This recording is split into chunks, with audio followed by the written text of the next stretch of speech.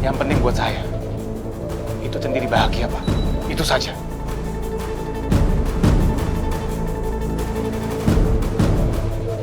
Tapi kok saya masih bimbang loh. Pak Karyo, saya mohon. Sekali ini saja, Pak.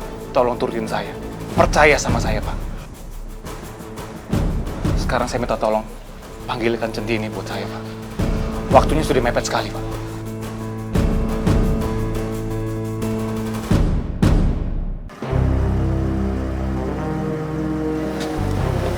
Mas. Boy Lali masih jauh nggak? Kira-kira 2 jam lagi, Mas. Itu pun kalau lancar. Tapi kalau kejebak macet, ya bisa jadi lebih. Oh gitu. Yaudah, makasih ya. Sama-sama.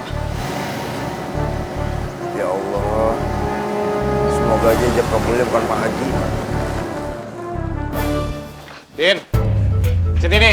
Fajar, tolong beri waktu Centini untuk berpikir. Jangan paksa Centini. Nanti kalau dia sudah ikhlas mau menikah, dia juga pasti keluar dari kamarnya. Kasih waktu untuk berpikir, Pak. Ini sudah hari H pernikahan saya. Dan saya bukan orang yang baru dikenal Centini, Pak. Atau jangan-jangan Pak Karyo sudah dipengaruhi sama Tejo untuk menghalangi pernikahan saya. Jangan sembarangan nuduh toh. Itu jatuhnya fitnah. Apalagi kok kamu ngomong sama orang tua kayak gitu. Itu namanya ndak sopan. Saya makin yakin, Pak. Tejo sudah mempengaruhi Pak Karyo. Tejo bilang apa sama Pak Karyo? Loh, kok malah memojokkan saya terus? Apa biar supaya saya merasa bersalah gitu? Hah? Yang saya unggih, Mas. Mas Fajar jangan menuduh bapakku sembarangan toh, Mas. Ini pun Centini siap pas untuk nikah karo sampean.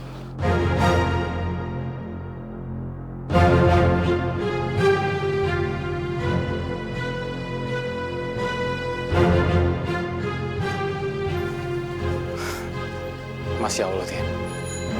Kamu cantik sekali. Tin, aku janji. Kamu akan jadi perempuan yang paling bahagia di dunia ini. Nak Fajar ndak bisa menikahi Centini dengan menggunakan identitas nama perempuan lain.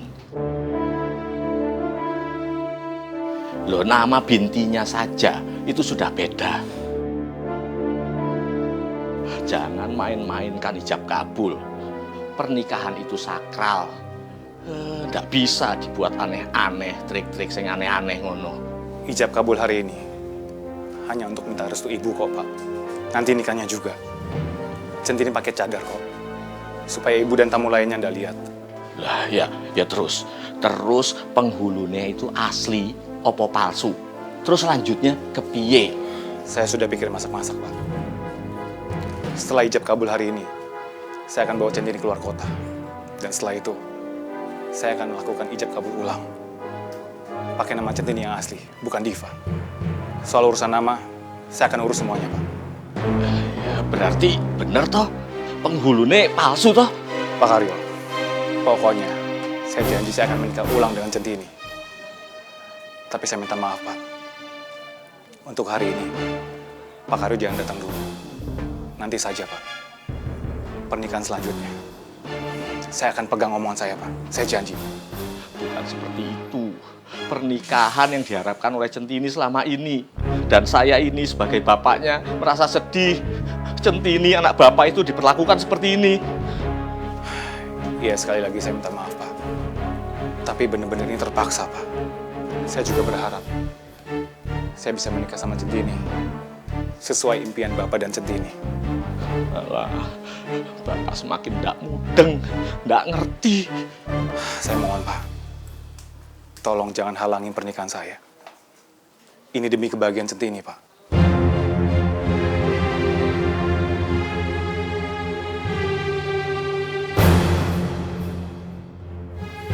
Ayo, Tin. Assalamualaikum.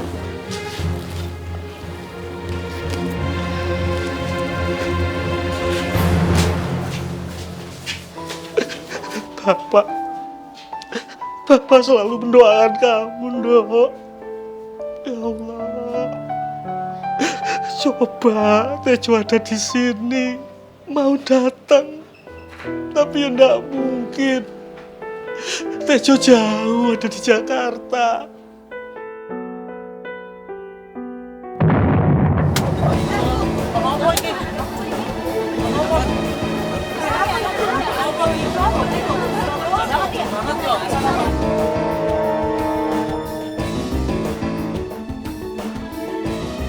Waduh, telat lagi nih. Kenapa, Pak? Banyak pecah. Kasih tahu sama penumpang biar pada turun dari bus. Suruh tunggu di luar aja ya. Iya, Pak. Ayo. Maaf semua penumpang, bapak-bapak, ibu-ibu, mobil yang kalian tumpangin mengalami kebocoran ban. Jadi saya minta semua agar untuk turun.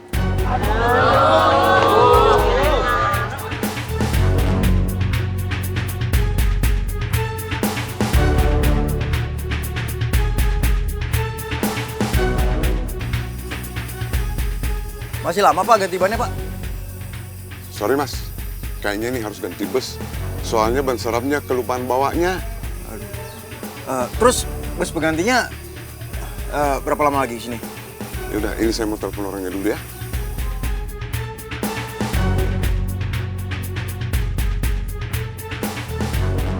Halo Bang, bus gue pecah ban nih.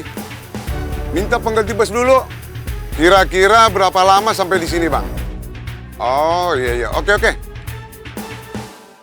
Gimana Pak? Sekitar 2 jaman lagi deh Pak, busnya datang. Gimana nih ya? Gue bisa nggak keburu nih. Jangan-jangan ijab kabulnya pagi lagi.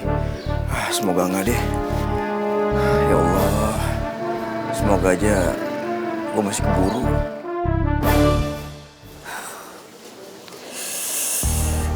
Aduh, Fajar mana sih? Kok ditelepon nggak diangkat-angkat?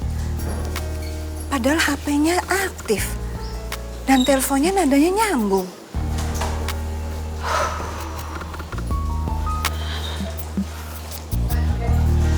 Gendis, lah mantennya mana?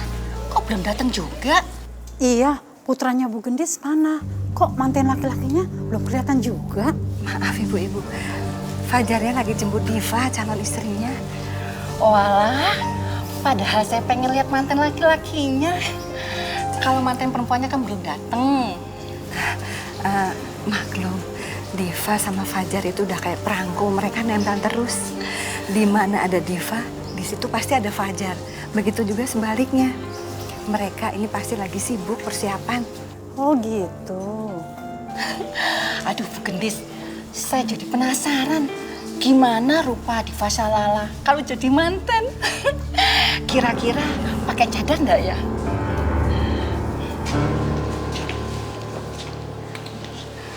Fajar, kok bikin ibu khawatir aja Toleh?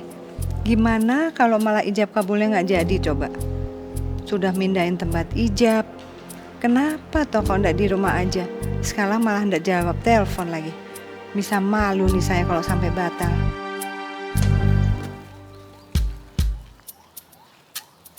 Pokoknya ya, saya itu harus tahu ya kegiatan sebelum ijab kabul buat gagalin rencana nikahnya Fajar sama Centini ya. Tapi kenapa sih kok pakai pindah tempat segala itu? Aduh, untung aja tadi itu ya. Saya itu ketemu sama orang yang Tante Gendis. Kalau enggak kan saya enggak tahu kalau di sini. Ada aja sih.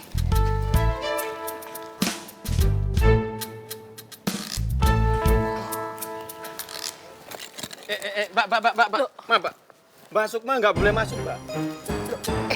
Pak, saya itu tamunya Tante Gendis, Pak. Saya mau ke situ, Pak. Tidak boleh, Mbak. Ini perintah langsung dari Mas Fajar, Mbak. Kalau Mbak Suma datang, nggak boleh masuk. Hei, kamu pikir ya, sampean pikir ya, saya ini tamunya Mas Fajar. Saya ini tamu Tante Gendis, tamu penting. Tapi perintahnya begitu, Mbak. Terus kata Mas Fajar, Bu Gendis itu hanya pelanggan di salonnya Mbak Sukma. Lah iya, saya ini Mbak Sukma. Bu Gendis, Tante Gendis itu pelanggan salon tetap saya. Dan kamu tahu gak sih, saya sama Tante Gendis ini ya sudah kayak kakak adik, akrab sekali, sudah kayak saudara, tahu enggak? Masa enggak boleh masuk, enak aja kamu. Enggak boleh, Mbak. Kalau masalah itu saya enggak tahu, Mbak. Saya hanya menjalankan tugas, Mbak. Loh, itu Tante Gendis. Halo, Tante Gendis. Halo, Tante ini Sukma, Tante. Tolong, Mbak. Tolong Mbak pergi dari sini, Mbak.